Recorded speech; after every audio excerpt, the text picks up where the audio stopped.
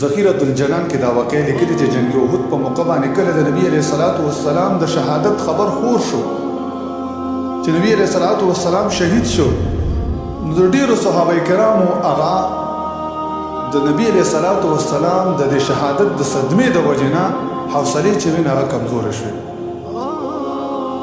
حتی تر دې پورې چې د حضرت عمر فاروق رضی الله تعالی عنہ غوندې بهادر صحابي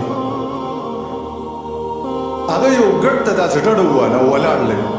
انس بن نضر رضی الله تعالی عنہ صحابي راغی او ورته وویل چې عمر څه وجه ده چې تاسو ډډه والې ده؟ حضرت عمر رضی الله تعالی عنہ ورته وویل چې ملا مې ماته ده.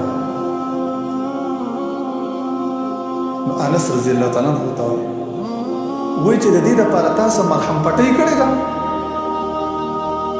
عمر رضی الله تعالی عنہ ورته وایي چې دغسې مې ملا نه ده ماته، د نبی علیہ الصلوۃ والسلام د شهادت خبر سره زما ملا ماته شوه.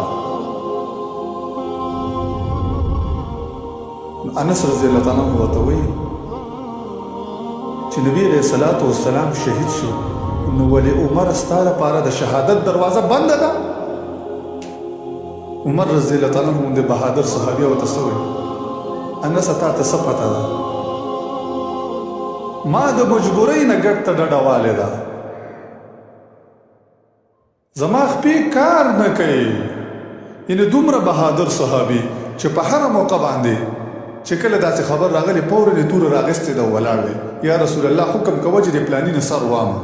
لیکن په دغه موقع باندې چې کله د نبی علیه الصلاۃ والسلام د شهادت خبر راغی خپې ډچېږي، خپې کار نه کوي، د مجبورۍ نه مې ګډ ته ډډه والې ده.